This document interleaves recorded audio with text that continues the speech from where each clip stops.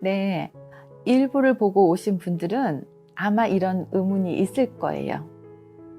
만약 성경 외에 또 하나님의 말씀이 있다면 그건 성경 외에 또 내용을 더한 것이 아닌가?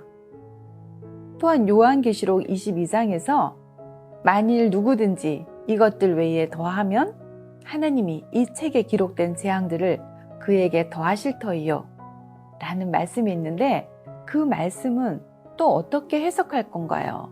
라고 물으실 거예요. 여러분, 요한계시록은 요한이 반모섬에서 말세의 이상을 보고 나서 기록해 놓은 것임을 우리는 모두 알고 있죠. 그 시기는 대략 주 90여 년이었고 신약 성경은 주 300여 년 만에 책으로 만들어졌죠. 따라서 요한이 말한 이 책은 성경 전체가 아니라 오로지 요한계시록이라는 이 예언서에만 말한 것이 분명합니다. 그러므로 여기서 더해서는 안 된다 라고 한 건 사람들이 요한계시록에 더하지 말라는 것이지 앞으로 더 이상 하나님의 새로운 사역과 말씀이 없다는 말이 아니죠. 우리 또 성경 구절을 읽어볼게요. 요한계시록 2장 17절에는 귀 있는 자는 성령이 교회들에게 하시는 말씀을 들을지어다.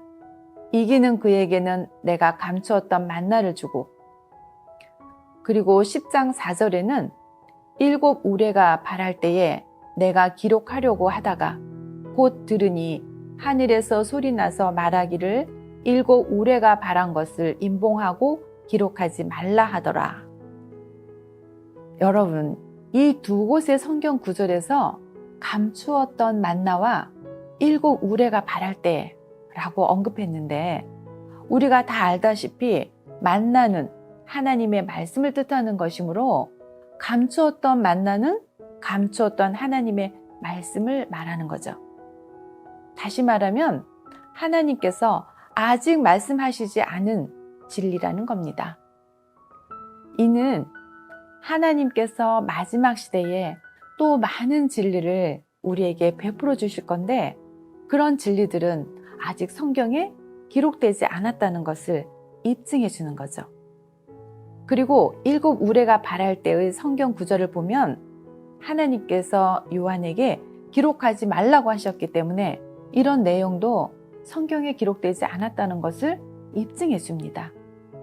이런 예언들은 모두 우리에게 성경 외에 또 하나님의 새로운 말씀이 있다는 것을 알려주고 있지요.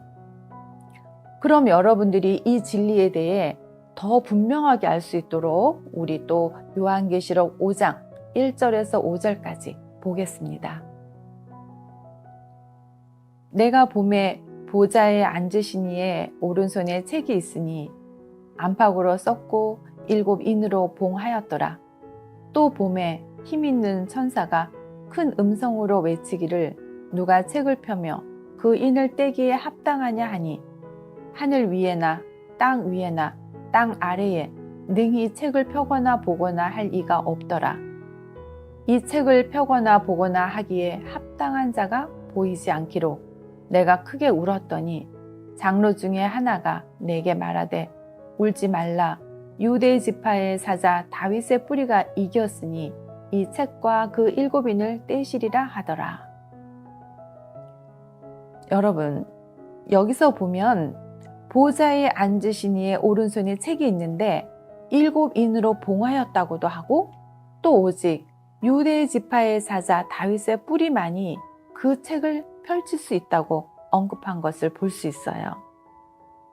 다시 말하면 책의 내용은 아직 펼쳐지지 않았다가 주님께서 다시 오실 때 그분께서 친히 그 봉한 책을 펼치시고 그 안의 내용을 우리에게 알려주실 것이라는 거죠.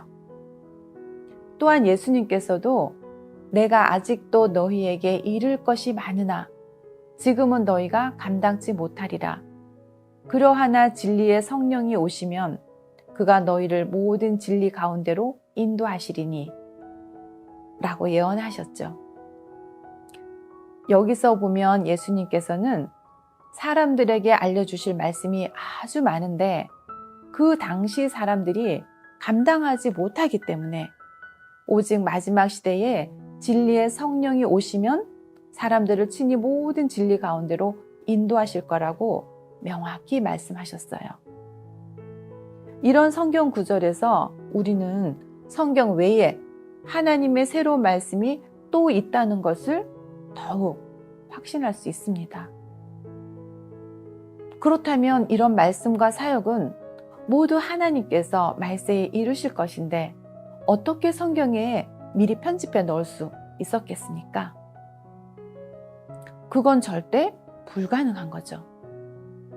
이렇게 많은 예언들과 분명히 나타난 사실들을 많은 사람들은 눈을 뻔히 뜨고도 보지 못하고는 왜 하나님의 말씀과 하나님의 사역은 모두 성경에 있고 성경 외에는 더 이상 하나님의 말씀이 없다고 판단하며 단정지어 말할까요?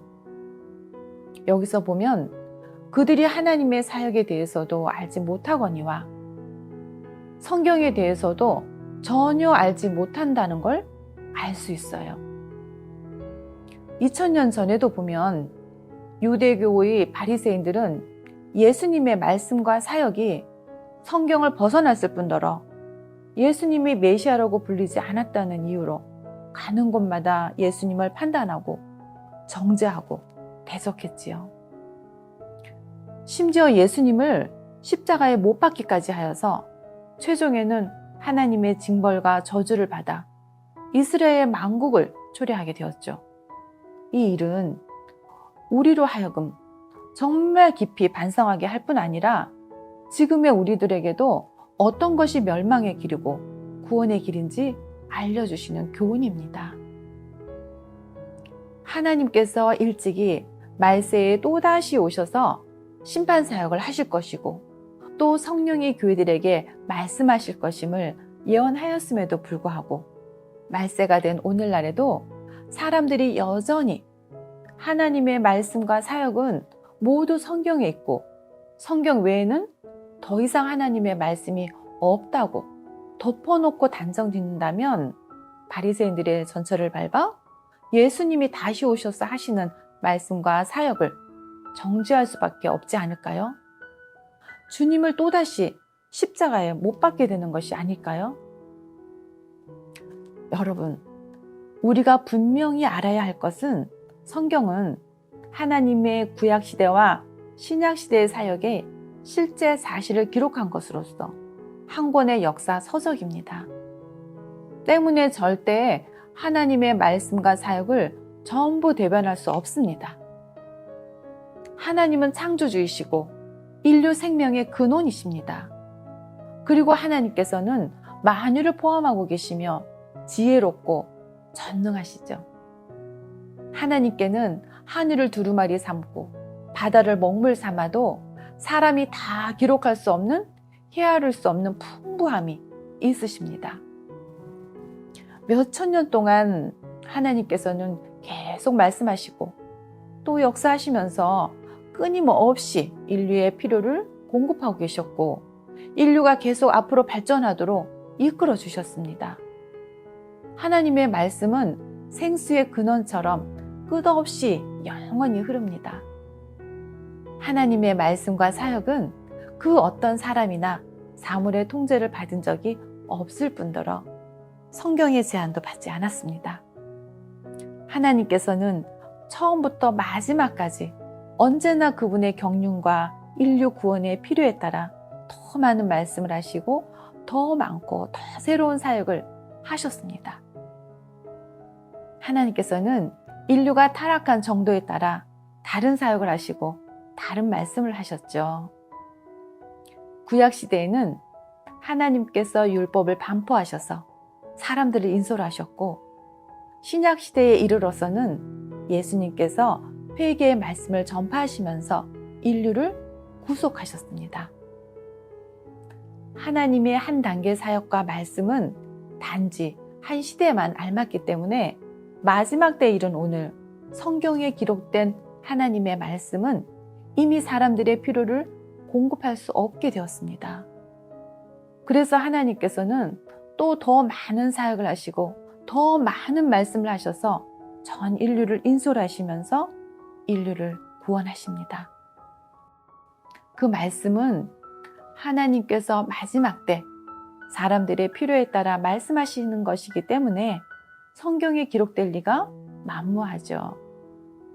예수님께서는 내 양은 내 음성을 들으며 구하라 그러면 너희에게 주실 것이요 찾으라 그러면 찾을 것이요 문을 두드리라 그러면 너희에게 열릴 것이니 라고 말씀하셨는데 주님의 다시 오심에 대한 예언은 기본적으로 다 이루어졌습니다.